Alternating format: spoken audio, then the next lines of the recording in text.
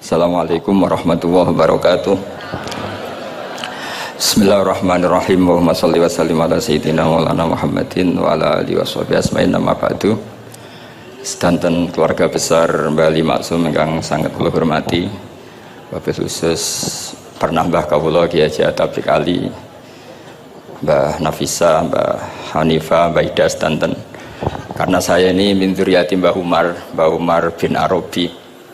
Saya cucu dari Mbah Umar lewat Fatimah binti Abdul Khalik bin Umar. Jadi mbah saya kandung itu sepupu dengan Kiai Hamid Pasuruan. Jadi saya ini saudara dengan keluarga besar Lasem yang saya hormati, Kiai Haji Najib Abdul Qadir dan aparat negara yang sangat saya hormati. Ini yang pertama saya sampaikan Sodaqah Gus Yofur karena benar-benar dobos betul memang ini. Jadi Pak Duta Besar ini perusak akidah Ahli Sunnah wal Jamaah. Karena orang-orang itu zaman ngaji Mbah Ali Maksum itu diberitahu kalau malaikat itu tidak punya bapak. Ternyata dia menamakan diri Abu Jibril. Jadi saya tidak tahu itu betapa mangkalnya malaikat Jibril nanti ketika ketemu itu kan. Itu ngawur sekali itu cara akidah karena Jibril tidak pernah punya bapak.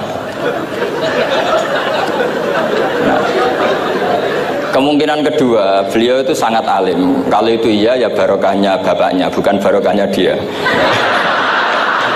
Karena Jibril dalam bahasa Ibrani itu Abdullah. Jadi Jibril, Israfil, Israel itu makna lainnya dari kata Abdullah. Jadi Abu Jibril bisa diganti Abu Abdillah. Berarti yang normal. Memang bapak dari seorang anak yang berjuluk Abdullah itu normal. Tapi saya yakin Pak Dubes tahunya ya baru tak kasih tahu ini. Jadi dulu itu gaya-gayanan supaya orang takut sehingga disebut Abu Jibril. Tapi itu barokah sekali dalam konteks Indonesia karena biasanya yang pakai alias-alias itu teroris. Ini duta besar tapi pakai alias-alias itu. Jadi ini barokah sekali. Jadi saya tidak akan panjang lebar karena ini tidak spesialisasi saya ngaji umum. Saya biasa ngaji itu urut. Karena saya ini korban ngaji tidak urut. Sehingga saya ini fanatik ngaji urut. Saya ingat saya ngaji di depan umum tak ingat belum sampai 5, mungkin pernah di hallnya Kiai Hamid Pasuruan di Gus Ali, di Lirboyo sekali, terus di sini. Berarti ini keempat. Dan itu tidak keahlian saya. Jadi kalau tadi ada orang yang ahli mic kayak duta besar tadi itu luar biasa. Itu orang kok sampai ngawur seperti itu di depan para kiai. Saya tuh nggak kebayang itu di depan Gus Najib, di depan gurunya Pak Atabik, muji Pak Atabik dari segi karena menguasai ilmu keindahan wanita itu kan tidak sopan sekali. Ini sangat tidak sopan. Ya tapi nggak apa-apa, itu bagus lah. Artinya bagus itu jujur. Memang dari asli nggak sopan itu. Jadi kalau pura-pura sopan malah nggak bagus itu. Jadi ya kita ambil positifnya itu. Jadi kalau beliau tidak sopan itu orang yang jujur gitu. Tapi kalau beliau sopan malah aneh. Biasanya ada sopan kok sopan itu. Teruskan, dan tentu yang sangat saya hormati mertua dari Gus Yofur, Pak Jirjis. Saya ini orang paling takut Pak Jirjis karena beliau dulu pernah ingin Gus Yofur di sini sebagai pengajar tafsir. Tapi diambil lagi oleh abahnya, sehingga saya ini orang paling nggak siap ketemu Pak Jirjis karena proyeksi beliau itu akhirnya ya berhasil, tapi di negara lain finahyatin ukhra, yaitu sarang, karena beliau inginnya sistem pengajaran tafsir besar di sini, tapi akhirnya Mbah Mun menghendaki di sarang. Saya cerita sedikit tentang Mbah Ali Maksum dan Mbah Mun, dan karena beliau juga teman Mbah kandung saya di Termas. Mbah saya kandung Mbah Sidik dulu ngajinya juga di Termas. Ki Hamid sepupu mbah saya putri juga di Termas. Kata Mbah Mun tuh gini, wong nak dia anak jagone kok tiba wong repot. Dulu yang ma'ruf murid sekaligus juga putra yang alim alamah memang Mbah Ali. Ketika di Kerapia, sehingga orang yang ingin alim ke Mbah Maksum itu ya ke Kerapia. Akhirnya Gus Mus beberapa kiai besar masuk Gus Dur ngajinya di Kerapia. Kiai Makhrus juga gitu. Dulu orang ingin alim tuh ke Gedongan karena Kiai Makhrus ke Lirboyo, semua orang Cirebon kalau ingin alim ke Lirboyo karena Gus Makhrus di Lirboyo. Saya menangi Kiai alim Sedan, itu dulu ngajinya di Jampes, di Kiai Marzuki. Ketika Kiai Marzuki jadi di Lirboyo, akhirnya ke Lirboyo. Kiai Hamid Pasuruan juga gitu, Pondok Fakhriyah dulu yang masyhur bil wilayah wal alim ya Kiai Hamid, tapi beliau di Pasuruan akhirnya yang ingin istifadah ke Pasuruan. Jadi intinya ini dengan tanda kutip pembajakan para gus-gus besar ini bahaya kan kira-kira gitu. Sehingga kiai-kiai alim itu terus kepikiran, nah anakku itu manggon nunggu piye gitu. Jadi termasuk itu ilmunya bapak saya sebetulnya. Saya ini kecelok mantu Sidogiri. Kontrak pertama kata bapak, tapi ora oleh teng Sidogiri nggih kersane pondok kula mboten mati mboten. Jadi memang itu ada ilmunya. Saya tidak tahu itu ilmu yang lazim apa enggak, saya tidak tahu. Ketika saya ini tahadus bin Nikmah, saya ini lama sekali mengkaji kitabnya Mbak Ali Maksum Hujatul Ahlussunnah wal Jamaah sebelum diundang, dan saya tidak pernah bayangkan diundang di sini. Dan kalaupun pernah ya semoga benar-benar pernah, tidak diulang lagi, jadi hanya kenangan itu. Karena saya memang spesialisasinya di ngajar. Saya diminta Gus Afif ngajar di Mahat Ali, saya senang sekali. Tapi kalau pidato depan umum gini pasti kalah-kalah, sudah punya gelar Ad-Dobosi tadi itu, wah gitu. Pasti kalah saya, bukan mungkin kalah tapi pasti kalah. Karena saya nggak bisa membayangkan jadi duta besar Arab Saudi ketemu Raja Salman apa, beliau bisa cerita yang syair yang nggak jelas-jelas itu. Artinya kita bangsa Indonesia itu malu punya duta besar yang keahliannya syair-syair yang nggak jelas itu. Nah itu kemungkinannya duta Arab ini nuruti, kerajaan Arab nuruti, musuh nggak jelas is turuti mari repot gitu. Itu ada beberapa kemungkinan itu. Nah terus pembelaan saya terhadap yang enggak, makanya ini ngajinya harus khatam. Sebetulnya hadis itu ada terusannya, itu di kitab Fi Rihabillahil Haram. Itu Sayyid Muhammad ngendikan babu istihbabi dukhulil bait, kemudian diteruskan babu karohati dukhulil bait. Itu dalam satu bab. Jadi ketika Rasulullah Fathu Makkah itu senang sekali, sampai saking senangnya minta kunci sama Utsman bin Talha al-Hajabi itu. Akhirnya Nabi saking cerianya masuk Ka'bah. Tapi setelah keluar dari Ka'bah, Nabi itu kelihatan tersiksa, hazinan, kelihatan tersiksa. Sayyidah Aisyah akhirnya tanya, kenapa engkau ketika masuk senang sekali, ketika keluar susah sekali? Kata Rasulullah SAW, dan ini partai kita, partai yang insya Allah nggak akan masuk Ka'bah sampai mati. Kata Rasulullah, saya takut kalau itu dipandang umatku sebagai keharusan, terus mereka tersiksa kalau tidak bisa masuk Ka'bah. Sehingga Pak Dubes harus diketahui, banyak juga ulama yang mengatakan masuk Ka'bah itu makruh karena takut dianggap sunnah yang memberatkan. Itu ada kitabnya, tidak Ad-Dobosi, ini ada kitabnya. Jadi kalau yang mengatakan sunat dia monggo mawon, yang berkesempatan lewat tadi syair-syair bohong tadi dia monggo.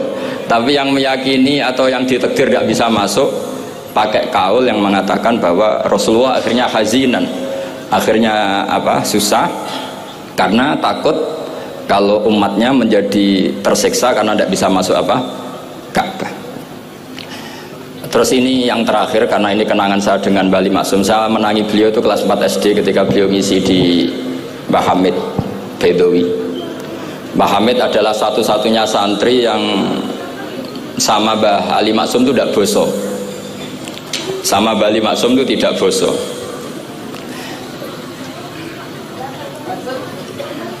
Ya mungkin Venser atau siapa yang bisa nolong.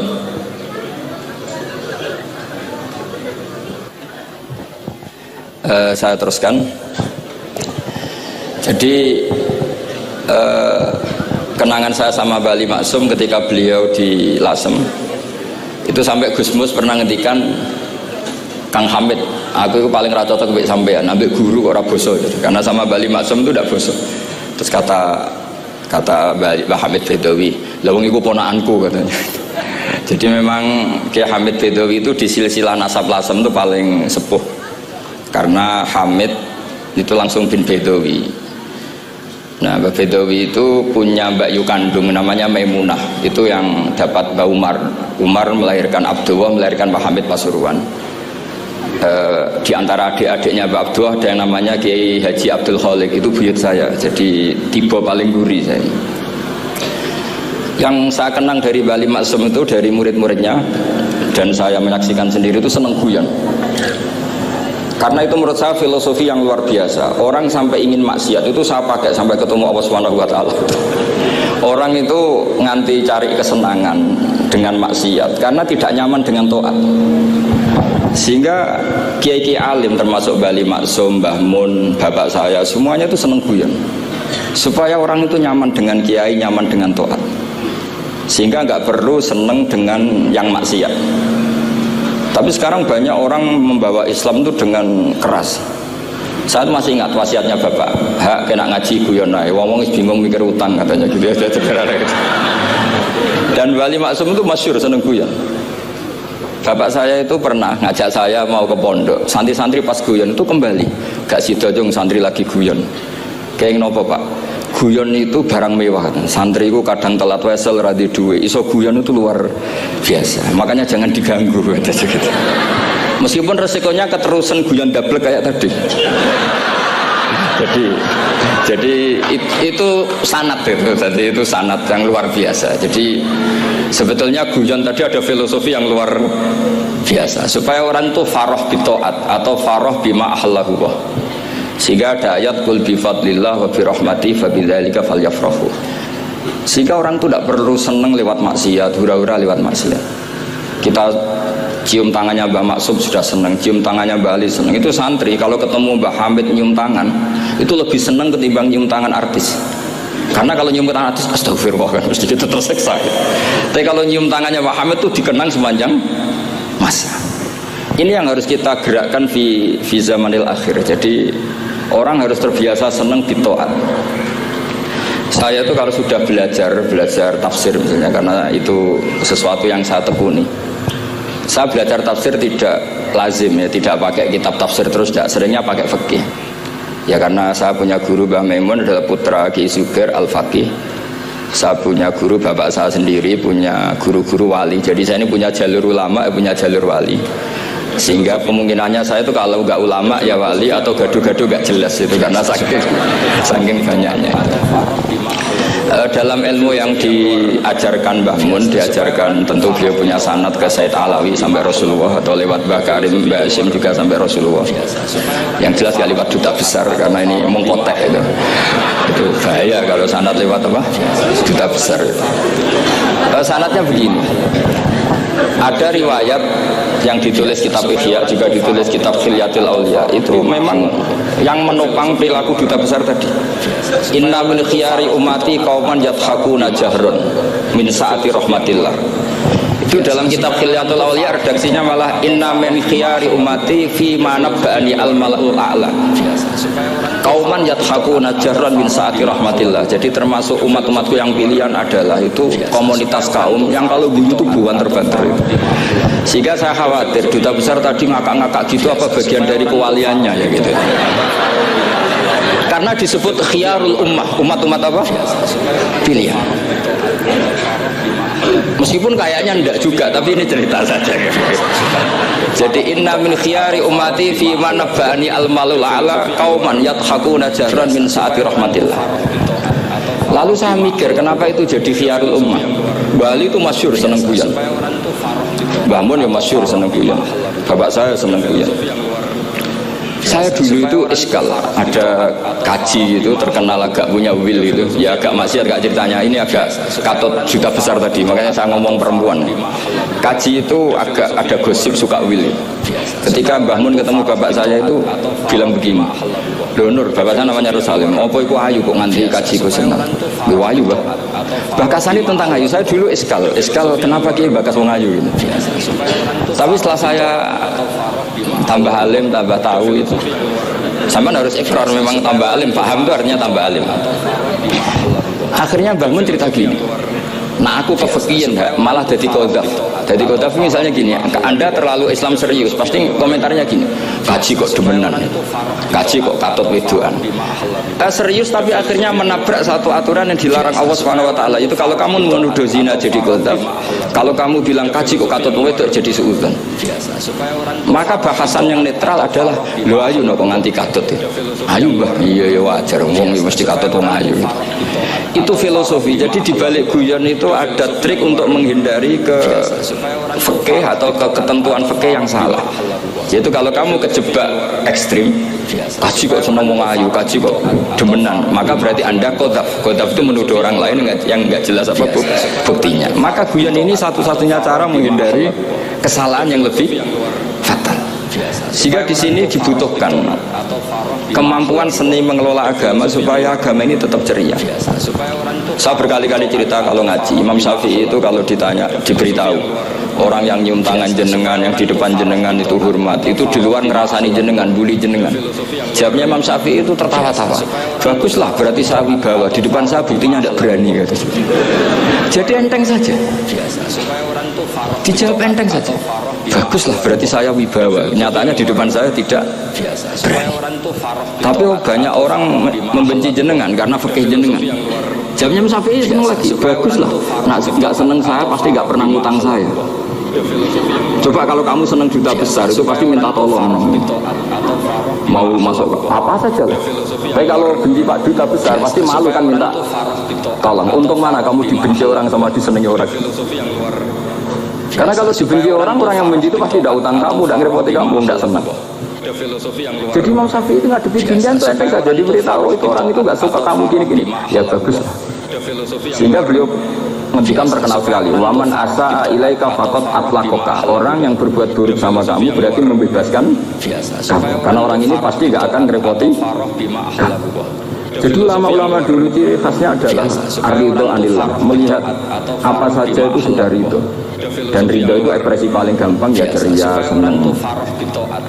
Nah kemudian tadi kan saya bilang terakhir, yang paling terakhir saya baca trik menjaga perbedaan ini tetap kondusif.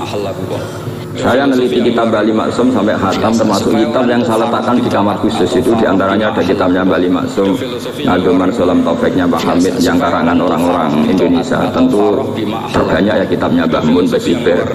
Bahkan saya masih punya catatan tangan tulisannya Basim Asyari karena beliau pernah nyurati buyut saya ketika khatam Sahih Muslim yang keluarga Kudus. Terus banyaklah saya punya, termasuk saya punya tulisan tangannya Kiai Fakih Mas Kumambang, gurunya Mbak Zubair. Saya memang dokumenter kitab, sehingga saya maaf sekali kalau pidato umum itu memang saya tidak keahlian saya.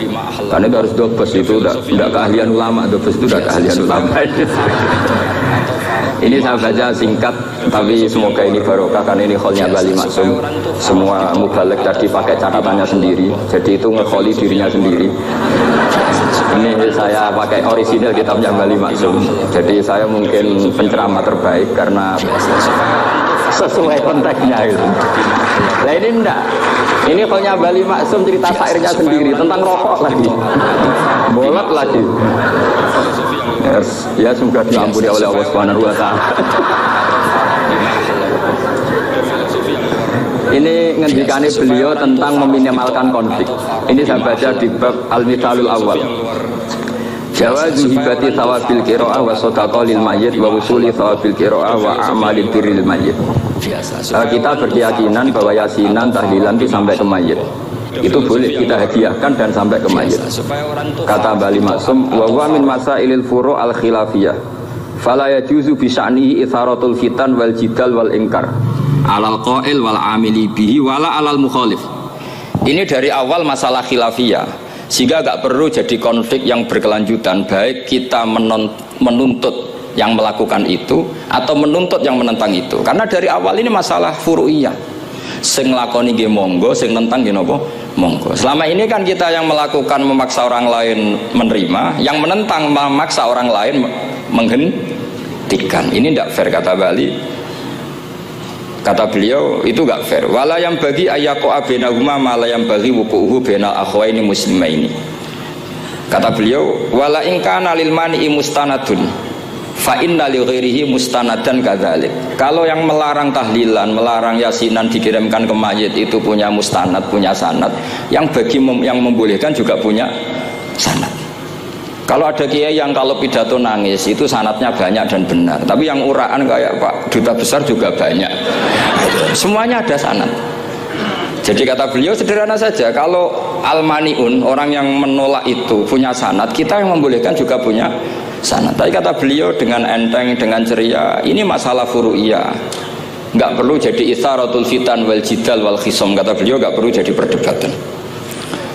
Makanya pesan saya sama santri-santri kerap ya, sebetulnya masalah kita ini tercerabut dari ilmu. Coba dari awal Anda katakan yang tidak kunut itu Abu Hanifah, yang kunut itu Imam Syafi'i, maka melihat orang tidak kunut itu keren karena Al-Hanafi, pengikut mazhab Hanafi. Yang kunut juga keren karena pengikut mazhab Syafi'i. Tapi kita tidak, di zaman akhir kunut dan tidak kunut ini jadi politik identitas. Sehingga yang nggak kunut itu Muhammadiyah misalnya, yang kunut itu NU.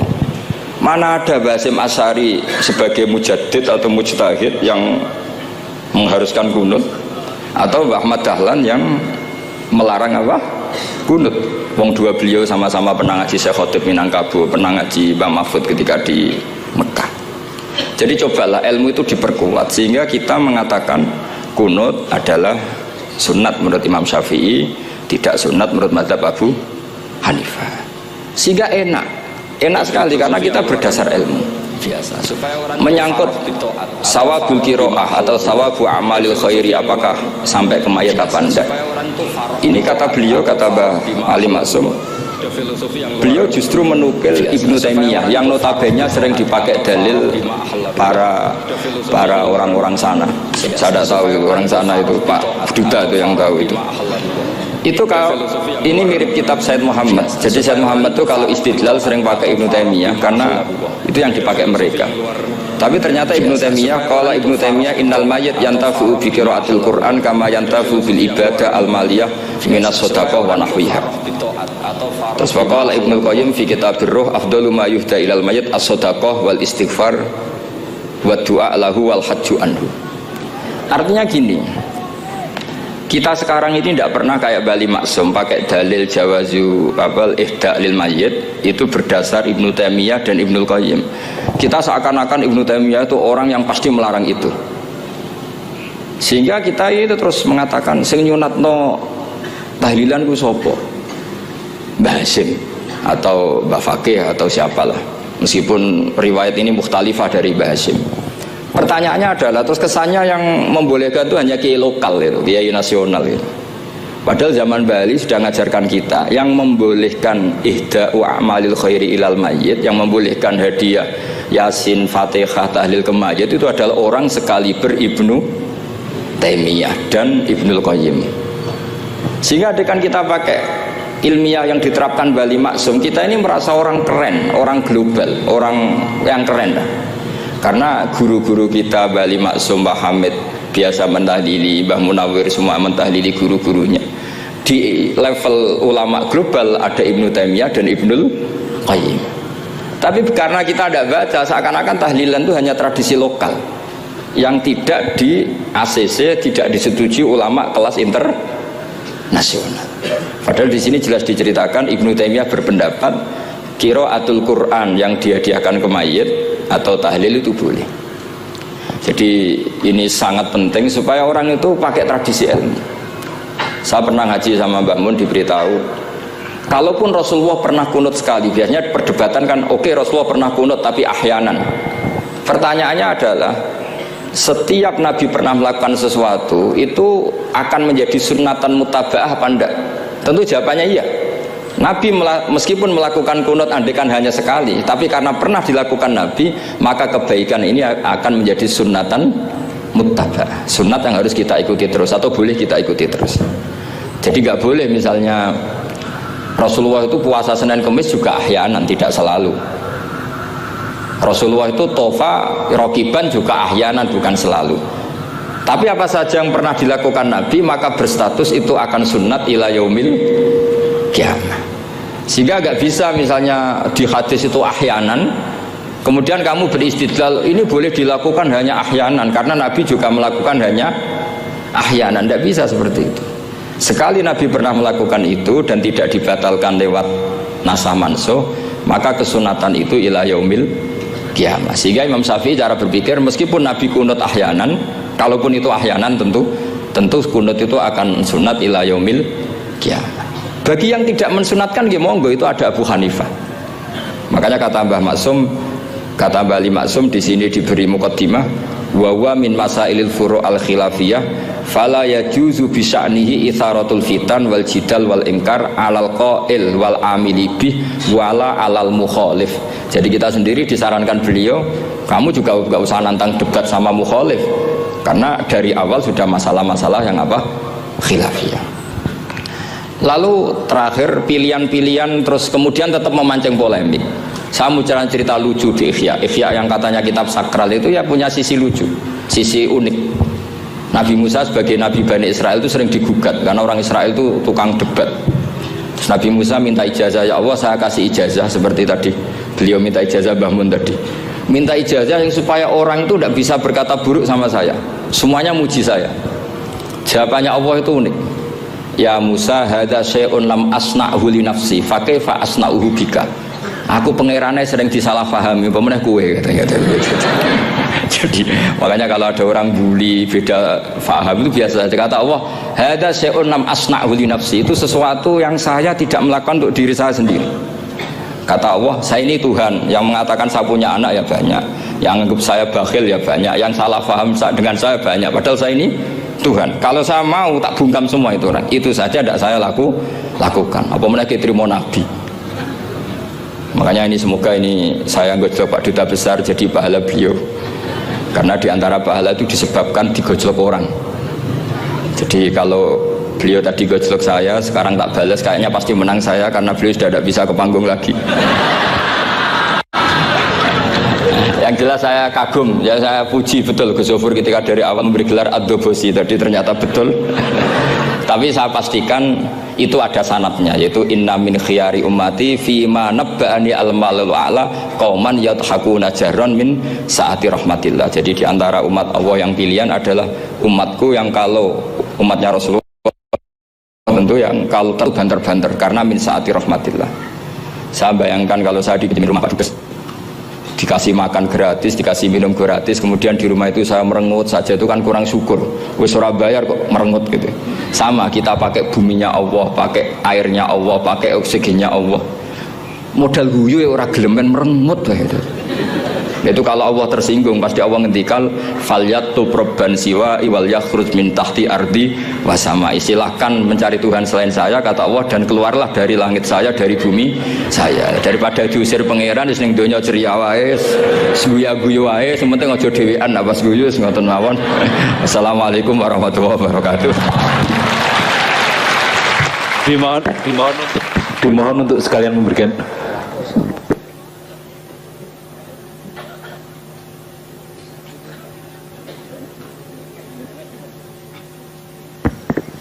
dimohon untuk doa penutup kepada Rohus Syuriah pengurus wilayah NU Provinsi DIY Bapak Kiai Masud Kerso paring doa.